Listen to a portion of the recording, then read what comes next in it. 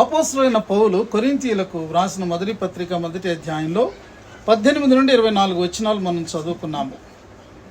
ఇక్కడ ఒక చక్కని మాట 24 వచనంలో వ్రాయబడి ఉన్నది.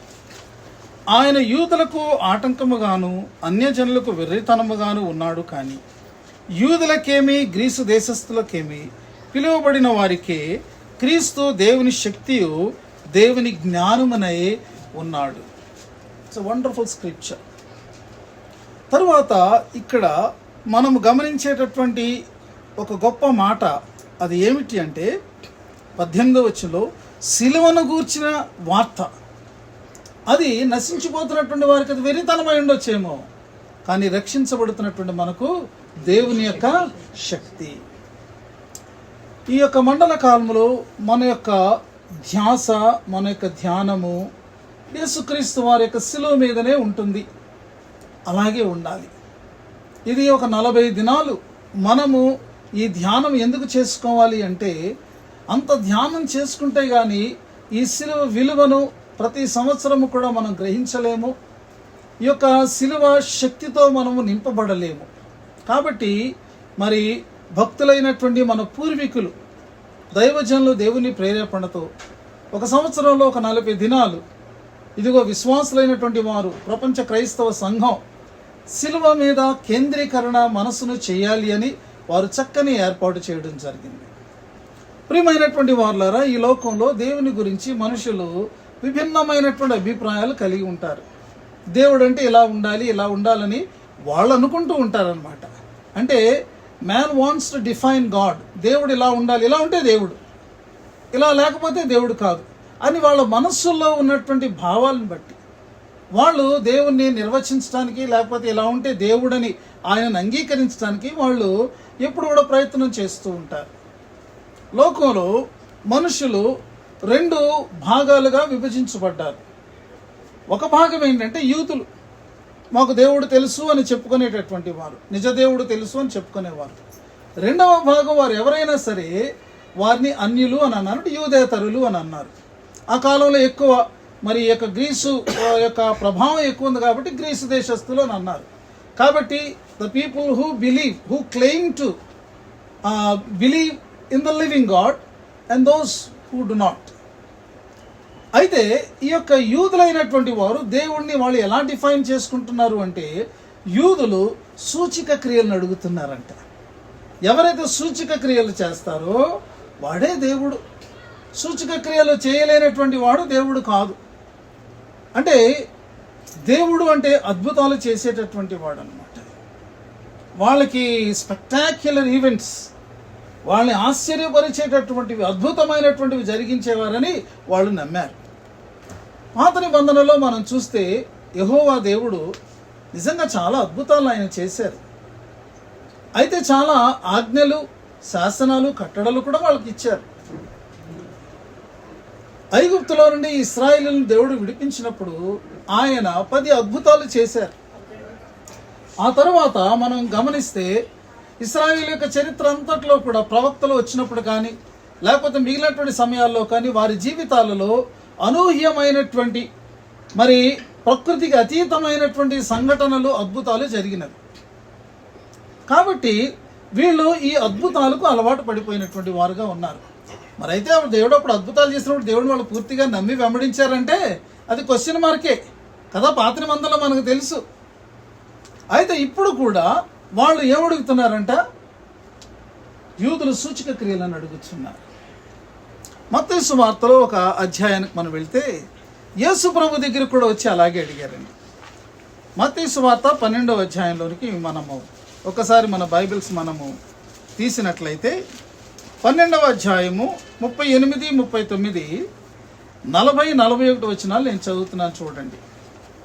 12, 38, 39, 40, 41. అప్పుడు శాస్త్రుల్లోనూ పరిసయ్యులలోనూ కొందరు, బోధకుడా నీ వల్ల ఒక సూచిక క్రియ చూడగోరుచున్నామని ఆయనతో చెప్పగా ఆయన ఇట్లనెను, వ్యభిచారులైన చెడ్డతరము వారు సూచిక క్రియను అడుగుచున్నారు. ప్రవక్త అయిన యోనాను గూర్చిన సూచిక క్రియయే కానీ మరి ఏ సూచిక క్రియ అయినను వారికి అనుగ్రహింపబడదు. యోనా 3 రాత్రింబగళ్ళు తిమింగలము కడుపులో ఎలాగుండెనో అలాగూ మనుష్య కుమారుడు 3 రాత్రింబగళ్ళు భూగర్భంలో ఉండును. నినేవే వారు యోనా ప్రకటన విని మారు మనసు పొందిరి గనుక విమర్శ సమయమున నినివే వారు ఈ తరము వారితో నిలువబడి వారి మీద నేర స్థాపన చేతురు. ఇదిగో యోనా కంటే గొప్పవాడు ఇక్కడ ఉన్నాడు. ఈ సందర్భంలో యేసు ప్రభు వద్దకు శాస్త్రుల్లో పరిశీలన కొంతమంది వచ్చారట. వచ్చి వాళ్ళు అడుగుతూ ఉన్నారు, ఏమనంటే, బోధకుడా, నీ వలన ఒక సూచక క్రియ జరుగుగా మేము చూడాలని అనుకుంటున్నామని అన్నారు. చూడండి, మరి వీరి యొక్క ఉద్దేశం ఏమిటి అంటే, యేసు ప్రభు తను ప్రూవ్ చేసుకోవాలి, అదనమాట. వీళ్ళు ఒక్క సూచక్రియ కూడా చేయలేరు. ఈ అడిగేవాళ్ళకి చెప్పేవాళ్ళు లోకు అని మనకు ఒక సామెత ఉంది కదా. అలాగన వీళ్ళకి ఏంటంటే, వీళ్ళు అడుగుతారంతే, ఏమి ఒక్క పని కూడా వీళ్ళు చేయలేరు. వీళ్ళకంట యేసు ప్రభు ఒక సూచక్రియ చేసి తాను మెస్సియాని నిరూపించుకోవాలట. చూడండి ఎలా ఉందో మనుషుల పరిస్థితి. దేవుడు తాను నిరూపించుకోవాలని ఈ యొక్క అల్పులైనటువంటి మనుషులు దేవుడిని డిమాండ్ చేయడం అనేటటువంటిది చాలా విచిత్రమైనటువంటి విషయం. ఇప్పటికి కూడా మనం అలాంటి మనుషులు మన చుట్టూ ఉంటారన్నమాట. అయితే యేసు ప్రభు వారు ఏమన్నారంటే, నేను సూచక్రియ చేయను అని అనలా, సూచక్రియ చేస్తానని అన్నారు. అయితే దానికి ముందు యేసు ప్రభు వారు ఒక కఠినమైనటువంటి మాట ఆయన వాడారు. ఏమన్నారండి? వ్యభిచారులైన చెడ్డ తరము వారలారా. ఎందుకు ఈ మాట అన్నారు? మీ యొక్క మనస్సు ఒక్కడైనటువంటి దేవుని మీద ఆనుకొని లేదు. మీరు దేన్ని పడితే దాన్ని మరి నమ్ముతూ విశ్వసిస్తూ దేవునిగా భావించుకున్నటువంటి వారుగా ఉంటుంది. ఒక స్త్రీ ఉందంటే ఒక పురుషునికే కట్టుబడి ఉండాలి, అతని మీదే ఆనుకుని అతన్నే మరి అంగీకరించి అతనికే తన యొక్క జీవితాన్ని మరి అంకితం చేసినటువంటి వ్యక్తిగా ఉండాలి. కానీ మిగిలిన వారితో కనుక అలా ప్రవర్తిస్తే వ్యభిచారము. అలాగే ఒక దేవుని బిడ్డగా ఉన్నటువంటి వాడు తాను నమ్మినటువంటి అద్వితీయ సత్య దేవుని మాత్రమే విశ్వసించాలి, ఆనుకోవాలి, ఆయనకు మాత్రమే కట్టుబడి ఉండాలి. అలా లేకుండా ప్రతి దానిని నమ్ముతూ ఉంటే, ప్రతిదీ దేవుడు అనుకుంటూ ఉంటే, అద్భుతాలు చేసే ప్రతి ఒక్కడూ కూడా మరి చాలా పరమాత్ముడు అని అనుకుంటే అది ఆధ్యాత్మికమైనటువంటి వ్యభిచారం. యేసు ప్రభువు ఇప్పటి వరకు ఆల్రెడీ చాలా అద్భుతాలు చేశారు. అవి more than enough for them to believe that Jesus is the Christ, God saviour. కానీ వాళ్ళు ఇంకా సూచక్రియ అడుగుతున్నారట. యేసు ప్రభు వారు అన్నారు, ఇదిగో వ్యభిచారులైన చెడ్డతరం వారు సూచక్రియను అడుగుచున్నారు. యోనాను గురించిన సూచక్రియ తప్ప మళ్ళీ వాళ్ళకే సూచక్రియ ఇవ్వబడదు అన్నారు. యోనాను గురించిన సూచక్రియ ఏంటి అంటే, యోనా అతడు ఆ యొక్క మత్స్యం యొక్క కడుపులోనికి వెళ్ళి 3 దినాలు ఉండి అతడు మరలా బయటకు వచ్చాడు. So such kind of miracle you will see. అలాంటి అద్భుతం మీ ముందు అది ఆవిష్కరించబడబోతూ ఉన్నది అని చెప్పి, ఇదిగో నాడు యోనా వెళ్ళినప్పుడు అంత దుష్టులైనటువంటి నినివే వాళ్ళు మార్పు చెందారు, మారు మనస్సు పొందారు. దేవుడు తన మనస్సును మార్చుకునేటట్టుగా వాళ్ళు తమ మనస్సులను దేవుని వైపు మార్చుకున్నారు. కాబట్టి విమర్శ దినమందు నినివే పట్టణస్థులు సోకాల్డ్ దేవుని బిడ్డలని మీరు అనుకుంటున్నారే, మీకు వారు వ్యతిరేకంగా నిలబడి వాళ్ళు మిమ్మల్ని క్వశ్చన్ చేస్తారు. ఇక్కడ నిలబడి ఉన్నటువంటి వాడు యోనా కంటే గొప్పవాడు అని యేసుప్రభు వారు చెప్పారు. ప్రియమైనటువంటి వారులారా, ఇక్కడ కొన్నిసార్లు ఏమవుతుందంటే, కొంతమంది ఈ దినాలను పట్టుకుని, అంటే 3 దినాలు 3 రాత్రింబగళ్ళను పట్టుకుని వాదించేటటువంటి వాళ్ళు ఉన్నారు. అది ఒక సత్యాన్ని నుంచి మనం డైవర్ట్ చేసేదిగా ఉందన్నమాట. యేసు ప్రభు వారు శుక్రవారం చనిపోయారని మనం అనుకున్నాం.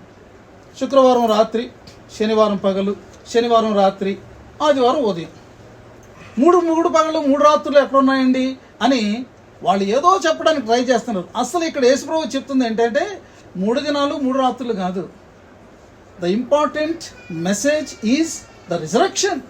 దాన్ని మనం గమనించాలి. అది మానేసి దీన్ని పట్టుకుని ఏదో వాదులాడుకునేటటువంటి, చూసారా సాతానుడు ఎంత మోసం చేస్తూ ఉంటాడో మనం జాగ్రత్తగా ఉండాలి. అయితే యేసు ప్రభు వారు ఇలాగున ఆయన భూగర్భంలోనికి వెళ్ళి బయటికి రాక మునుపు మనం గమనించేటటువంటి సత్యం ఏంటంటే, ఆయన సిలువకు వెళ్తాడు. సిలువలో బాహాటంగా బహిరంగంగా ప్రజలందరి ముందు కూడా ఆయన మరణించబోతున్నాడు. ఇదే విషయాన్ని ఆయన చాలాసార్లు చెబుతూ వస్తూ ఉన్నాడు. శిష్యులు కూడా చాలాసార్లు ఆ విషయంలో వాళ్ళు దానిని సరిగ్గా అర్థం చేసుకోలేకపోయారు. యూదులు పాత నిబంధనను చదువుతూ ఉన్నప్పుడు వారికి అనుకూలంగా ఉన్నటువంటి వారి రాజ్యాన్ని స్థాపిస్తాడు అని చెప్పబడినటువంటి లేఖనాలను వాళ్ళు హైలైట్ చేసి పట్టుకుని వాటి యొక్క నెరవేర్పు కోసమే చూస్తున్నారు. కానీ యెషయా 53వ అధ్యాయం యొక్క నెరవేర్పు కొరకు వాళ్ళు చూస్తున్నటువంటి వారుగా లేరు. ఎందుకంటే యెషయా 53వ అధ్యాయంలో ఏం రాయబడిందంటే, ఇదిగో ఆయన వధకు తేపడే గొర్రె వలె ఉంటాడు, ఆయన మరి బొచ్చు కత్తిరించుమా అనేది గొర్రె మౌనంగా ఉండనట్లు ఆయన మౌనంగా ఉంటాడు, ఆయన తన ప్రాణాన్ని ధారపోస్తాడు, ఆయన నేరస్తులతో పాటు ఆయన శిక్షను అనుభవిస్తాడు. ఈ యొక్క స్క్రిప్చర్స్ అన్నిటినీ కూడా వాళ్ళు పక్కన పెట్టారు.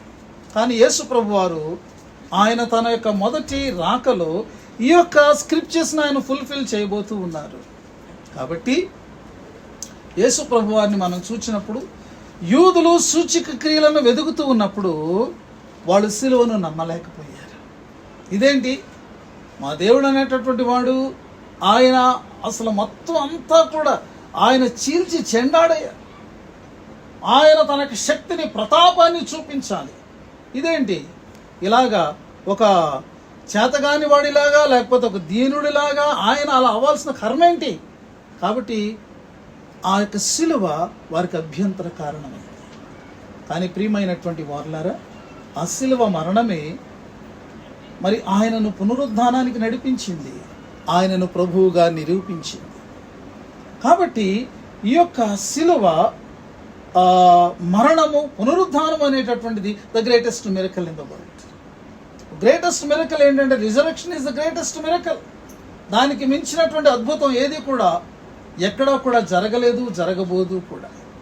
యేసు ప్రభు వారు దాన్ని చెప్పారు. యూదులు సూచక్రియలు వెదుగుతూ సిలువను వాళ్ళ అభ్యంతరంగా ఎంచుకొని యేసు దగ్గరికి రాలేకపోయారు.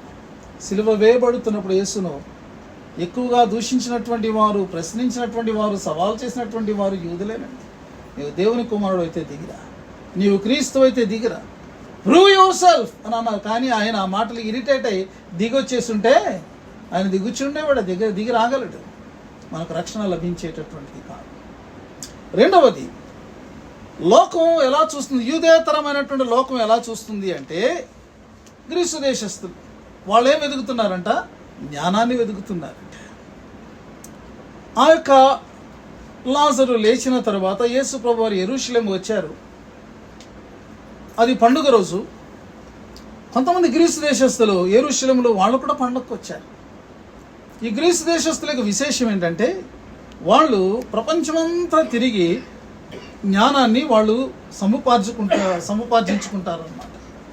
గొప్ప గొప్ప తత్వవేత్తలు ఈ గ్రీకుల్లోనే ఉన్నారు.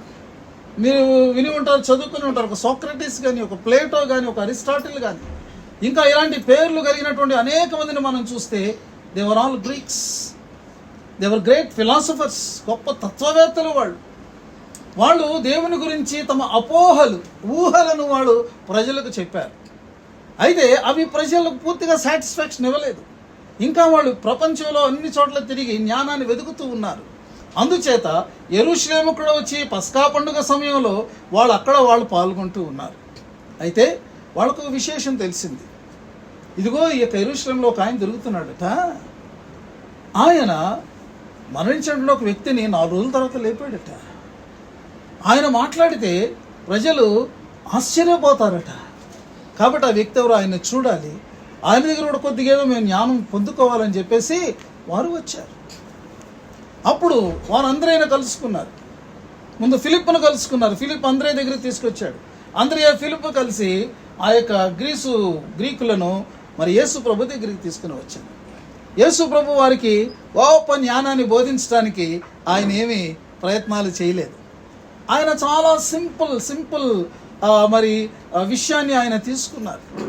ఆయన ఒక తత్వజ్ఞానాన్ని కానీ, ఒక గొప్ప మరి ఏమంటారు ఈ వేదాంతాన్ని కానీ ఆయన వారికి బోధించడానికి ఆయన ప్రయత్నం చేయలేదు.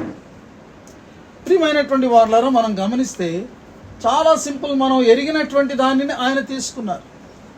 జ్ఞానాన్ని మనము వెదకాలి అంటే ఎక్కడికో మనం వెళ్ళి ఏదో చూడక్కర్లేదు. మన చుట్టూనే జ్ఞానం అనేటటువంటిది దేవుడు పెట్టి ఉన్నాడు క్రియేషన్లో.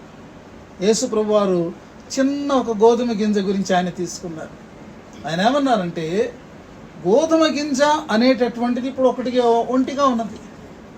ఇది ఇలాగే మనం చేతిలోనో లేకపోతే బాక్స్లోనో డ్రాయర్లోనో పెట్టామనుకోండి, అది ఎప్పటికీ కూడా అది అలాగే మిగిలిపోద్ది. కానీ దానిలో ఉన్నటువంటి ఆ యొక్క మరి ఆ క్రియేటివ్ పవర్ లేకపోతే ఆ యొక్క లైఫ్ అనేటటువంటిది కొన్ని వందల వేల గోధుమలను అది ఉద్భవింప చేయగలిగినటువంటిదిగా ఉంది. అయితే అలాగున ఆ యొక్క గోధుమ గింజ కొన్ని వందల వేల గింజలుగా మారాలి అన్నట్టయితే ఫస్ట్ ఇట్ మస్ట్ డై. అది మరణించాలి, అది భూమిలో పాతి పెట్టబడాలి. అది అక్కడ తన రూపాన్ని తన యొక్క మొత్తం అన్నీ కూడా లోపల మారిపోతాయి. మనం గింజను నాటి కొన్ని దినాల తర్వాత చూస్తే మనం నాటినటువంటి గింజ రూపం అక్కడ కనపడదు, మనకు టోటల్లీ చేంజ్డ్. కాబట్టి ఇదిగో ఆ యొక్క గోధుమ గింజ చనిపోయిన తర్వాత మనం చూస్తే అది విస్తారమైనటువంటి పంటను అందించగలుగుతుంది. Do you see the wisdom here in this అని యేసుప్రభువు వారు వారిని ప్రశ్నిస్తున్నట్టు. You are seeking for the wisdom. నేను మీకు చెప్పేది లోక సంబంధమైనటువంటి జ్ఞానము కాదు. This is the divine wisdom, this is the divine truth. మీరు ఇప్పుడు ఎక్కడికి వచ్చారంటే, అలా గోధుమ గింజ వలె మరణించబోతూ ఆ మరణ కారణంగా అనేక మందిని మరి లేపగలిగినటువంటి ఒక దేవుని దగ్గరికి, రక్షకుడి దగ్గరికి మీరు వచ్చారు అని యేసుప్రభువు వారు చెప్తున్నారు. ఇక్కడ యేసుప్రభువు వారు చెప్తుంది ఏంటంటే, if you want to have the glory, ఆ యొక్క మహిమకు చేరుకోవాలంటే మరణమే ముఖ్యమైనటువంటిది అని చెప్తున్నారు. ఆయన మరణించకపోతే మానవాళికి మహిమ అనేటటువంటిది లేదు. అందరూ పాపము చేసి దేవుడు అనుగ్రహించే మహిమలో నుండి పడిపోయారు. ఈ మహిమలోనికి మరలా చేర్చాలి. ఆ మహిమ మరి ఆ పొందేటటువంటి పంటగా ఆయన ఈ పంటను పండించాలి అంటే మహిమాన్వితుడైనటువంటి ఆ ప్రభు మంటి దేహాన్ని ధరించి వచ్చి ఆయన మరణించుట ద్వారా మాత్రమే. It's a great truth. దాన్ని అర్థం చేసుకోవాలంటే ఎంత మరి గొప్ప మరి ఈ యొక్క సత్యము ఇందులో మనకు కనబడుతూ ఉన్నదో ప్రియమైనటువంటి వాళ్ళు. గ్రీసు దేశస్తులు జ్ఞానాన్ని వెతుకుతూ చనిపోయినటువంటి వాడు మనల్ని రక్షించగలడండి, సిలువలో చనిపోయినటువంటి వాడు ఆయనేం దేవుడండి అని వాళ్ళు కూడా అభ్యంతరపడేటటువంటి పరిస్థితి ఉన్నది. నీవు ఒక పాయింట్ వరకు వచ్చి నీవు అభ్యంతరం దగ్గర ఆగిపోతే దాని తర్వాతది నువ్వు చూడకపోతే చాలా మిస్ అయిపోతావు. క్రైస్తవ వ్యతిరేక శక్తులు చాలా చెలరేగుతున్నట్టు దినాల్లో మనం ఉన్నాం. వారు బైబిల్లోని ప్రతి వాక్యాన్ని వక్రీకరిస్తున్నారు. యేసు ప్రభు చేసిన ప్రతి కార్యాన్ని కూడా వక్రీకరిస్తూ ఒక ఆయన ఏమంటాడంటే, 3 మేకల మీద వేలాడాడండి దిక్కులేనోడు, ఆడిని మనం రక్షించగలడు, ఆడిని మనకు దేవుడు అంటున్నాడు. ప్రియమైనటువంటి వాళ్ళగా సిలువ దగ్గర అతను ఆ మరణం దగ్గర ఆగిపోయాడు. దాన్ని దాటాలి. కల్వరి కొండ వరకు మనం వెళ్ళాలి. కల్వరి కొండను మనం దాటి అవతలకు కూడా మనం వెళ్ళాలి. అక్కడ దాటి తర్వాత అక్కడ మనం వెళ్తే కనబడేటటువంటిది ఏంటంటే ఖాళీ సమాధి మనకు కనబడుతుంది. There we find the power of resurrection, that is the power of God. అక్కడ ఆ యొక్క పునరుద్ధాన శక్తిని మనం చూస్తాం, ఆ దేవుని శక్తిని మనము చూస్తాము.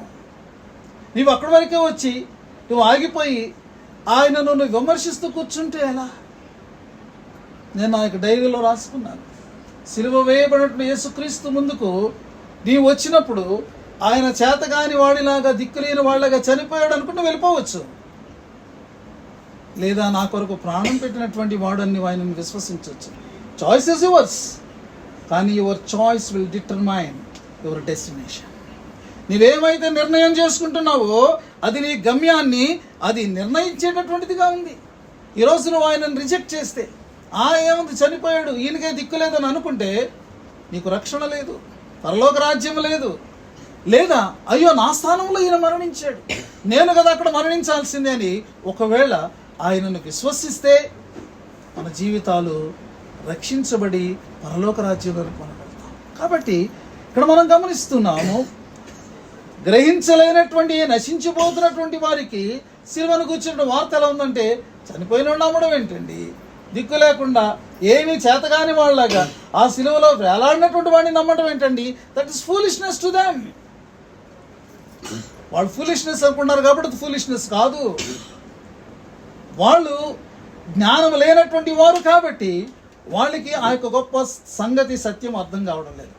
కానీ విశ్వసించినటువంటి మనకు, ఎవరైతే నమ్మారో యేసుక్రీస్తుని, వారికి ఈ యొక్క వార్త, the message of the gospel is the power of God. అది మన జీవితంలోనికి రక్షణను తీసుకుని వచ్చింది. ఆ యొక్క శక్తి ఎటువంటిదంటే, మన యొక్క పాపం అంతటినీ కూడా పటాపంచలో చేసేసింది. మన మీద ఉన్నటువంటి శాపాన్ని అది మరి బ్రేక్ చేసేసింది. చూసారా, మనల్ని పట్టి బంధించి ఉన్నటువంటి ఆ యొక్క సాతానిక సంఖ్యలన్నింటినీ కూడా అది తెంపేసింది.